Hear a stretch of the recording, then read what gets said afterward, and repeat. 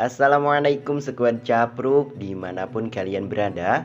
Kembali lagi bersama gua Dwi yang tentunya di Ngacapruk Film. By the way, apa kabar para penonton setia Ngacapruk Film? Semoga baik-baik saja ya. Amin. Duh, dah lama nih Ciga upload video lagi. Pasti kalian kangen ya. Ya udah, kita lanjut ke alur ceritanya. Tapi sebelum itu, buat kalian yang belum subrek, disubrek dulu ya, agar Mimin semangat gitu bikin kontennya. Yolah, gaskeun. Scene dimulai dengan keluarga Zu yang menggunakan formasi 5 elemen untuk membinasakan si orang misterius itu.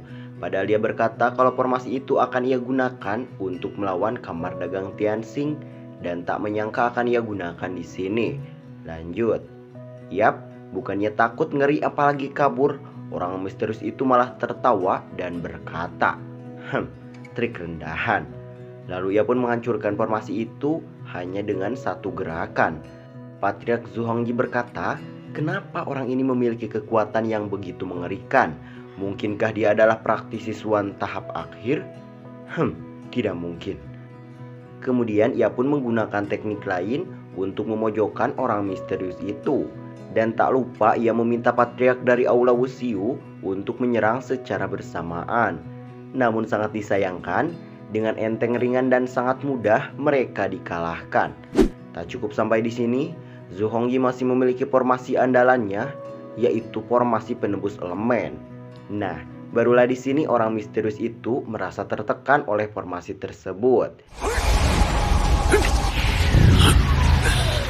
Di lain sisi, Lord Chen yang dari tadi menghulang ngalamun tanpa suara, ia berkata, waktunya bertindak. Jika menunggu orang itu membereskan keluarga Zhu dan Wuxiu, maka situasinya akan semakin buruk. Namun sangat disayangkan, ternyata orang itu sengaja dan ingin mengarahkan si Lord Chen cuy, agar ia mengambil tindakan. Lalu pergelutan pun terjadi.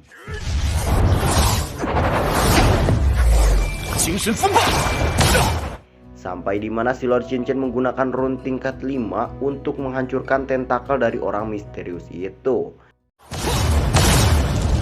Kemudian orang itu berkata, Tuan memang tidak mengecewakanku, dan Tuan adalah orang yang memata-mataiku di pelelangan sebelumnya kan?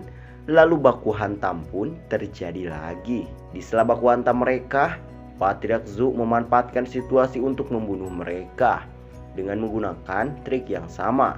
Dan yang membuat saya terkejut adalah si Lord Chen yang berkata, jika mengandalkan kultivasinya saat ini, sangat sulit untuk menghancurkan tentakel milik orang itu. Dan ia menggunakan sebuah formasi yang ia gabung dengan formasi milik keluarga Zhu, yang dimana dengan formasi tersebut dapat menekan sedikit kemampuan orang misterius itu. Dan itu adalah kesempatan yang bagus untuk membunuhnya. Namun sesuai panggilan Mimin misterius, jelas memiliki kemampuan misterius juga.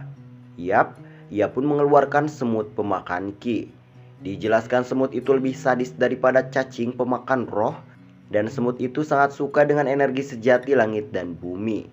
Dan Cincin yang menyadari itu, ia pun lari seedan-edannya. Namun jelas tidak semudah itu. Orang itu pun tidak membiarkannya lolos begitu saja cuy. Singkat cerita, setelah formasi gabungan mereka hancur, Patriark dari keluarga Zhu dan Wuxiu pun bernegosiasi untuk mengampuni hidupnya. Lalu tiba-tiba,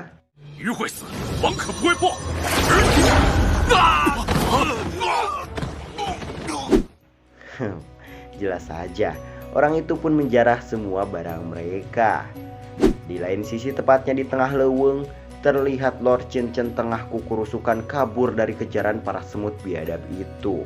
Dan ketika ia merasa sudah muak dengan semua ini, ia pun mencoba untuk melawannya. Namun dengan mengandalkan kemampuan pedangnya itu, hanya akan membuat semut-semut itu menjadi lebih kuat. Mengingat semut-semut itu suka memakan energi sejati langit dan bumi cuy. Lanjut. Dan ia memutuskan untuk mencoba dengan bloodline guntur miliknya. Ternyata itu sangat berguna. Sampai-sampai ia bisa mengendalikan semut-semut itu. Setelah itu, Cincin pun pergi dengan menunggangi elang bulu besi miliknya. Scene beralih kepada orang misterius itu Ia merasakan kalau koneksi antara dia dan semut-semut miliknya terputus, dan ternyata semut-semut miliknya telah mati. Tak buntu sampai di sini, ia pun mengirim beberapa burung gagak untuk membuntuti jejak si Lord Shinchan. Ia juga berkata, jika Shinchan bisa menyempurnakan api roh darah miliknya, maka akan bagus untuknya. Ya, Mimin juga belum tahu nih bagus kayak gimana gitu. Lanjut. Singkat cerita, Shinchan tiba di suatu tempat. Ia bergumam kalau semut pemakan cik rumornya bisa melahap semua energi sejati di dunia. Dan semut itu adalah spesies paling tinggi di antara para semut. Tak lama dari itu, Shinchan pun mulai untuk menyempurnakan api roh darah miliknya. Benar saja, api roh darah itu katupnya bisa berubah setiap saat. Dan ketika api itu melemah, Shinchan pun langsung memanfaatkan situasi ini untuk menyempurnakannya.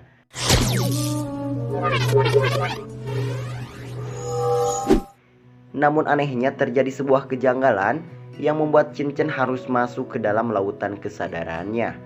Di sana, Shinchan dikejutkan dengan api roh darah itu yang bisa memunculkan kesadaran spiritual. Dan tanpa nego-negoan api itu langsung menyerang Shinchan. Namun itu digagalkan oleh beberapa teknik milik si Shinchan. Setelah itu, Shinchan pun mengeluarkan beberapa trik miliknya. Namun semua yang ia kerahkan malah ditelan oleh api tersebut.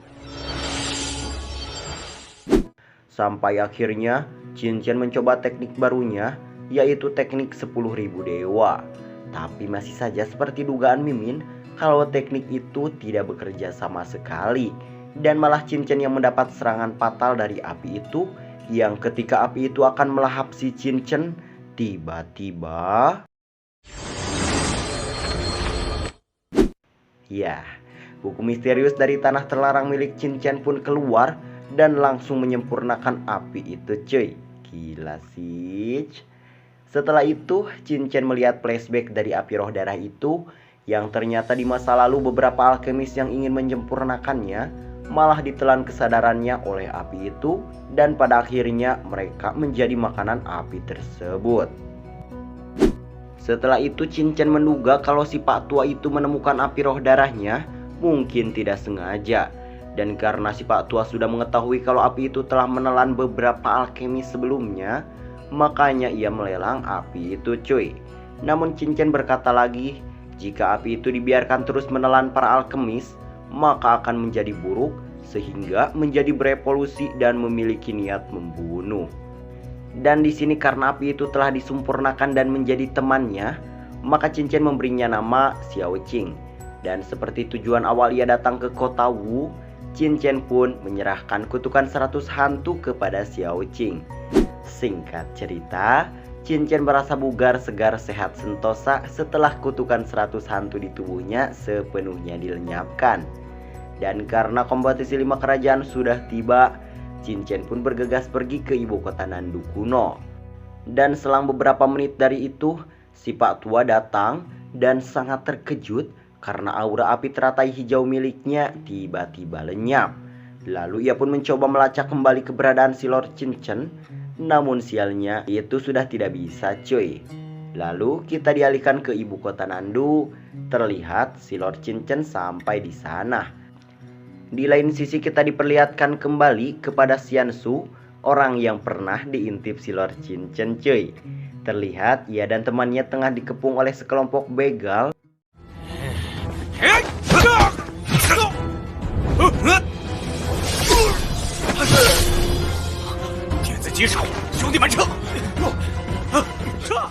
Di sisi lain, Shinchan yang melihat Xiansu, ia pun segera bergegas pergi. Namun sialnya, ia malah berpapasan dengan pemimpin begal itu. Dan ketika Shinchan akan dikadek, ya, ia pun ngadek duluan cuy. Dahlah. Kemudian Xiansu yang melihat Shinchan, ia segera menghampirinya dan bertanya kenapa Shinchan tidak bersama dengan rombongan kerajaan Qi. Lalu Shinchan juga bertanya sebaliknya. Kemudian orang yang bernama Li Kunyun bertanya kepada Xiansu, siapa orang itu? Dan ia memperkenalkannya kepada Li Kunyun. Di sisi lain, Shinchan bergumam dalam hatinya, lah kenapa orang ini memperkenalkanku sebagai temannya? Padahal dulu ia ingin sekali membunuhku. Dahlah. Lalu Cincin bertanya juga, siapa orang di sampingnya? 刘仙宗弟子李坤云。 Mendengar nama sekte Liuxian, Cincin bertanya lagi, apakah ada sekte itu di 5 kerajaan? Xiansu menjelaskan kalau sekte Liuxian adalah sekte di 5 kerajaan di dinasti Dawei. Dan karena ibu kota Nandu sudah hilang, dinasti Dawei akan berpartisipasi dalam ujian 5 kerajaan ini. Lantas Cincin bertanya, apakah 5 kerajaan menyetujuinya? Dengan sombong angkuh dan Agu Li Kunyun berkata, apakah itu perlu? Wilayah barat laut adalah sudut yang terlupakan. Juga jenius dari 5 kerajaan semuanya sangat lemah. Wow, Cincin berkata, Xiansu, apakah kamu dengar? 不，千雪万中无一，不可。 Setelah itu, Xiansu mengajak Cincin untuk pergi bersamanya. Namun Li Kunyun berkata, Cincin bepergian sendirian, mungkinkah ada sesuatu yang penting? Monggo duluan saja. Tapi Cincin malah mau pergi bersama. Dan singkat cerita, mereka pun masuk ke gerbang di ibu kota Nandu kuno. Lalu tiba-tiba... Oke cuy, Mimin mohon maaf banget ya, belakangan ini jarang upload. Ya karena kondisi mood Miminnya lagi turun cuy, lagi ngedown gitu. Dan semoga kedepannya bisa lebih semangat lagi. Dan semoga kalian terhibur dan bisa memaklumi ya. Sehat selalu semuanya. Thanks for watching, see you next video and bye bye.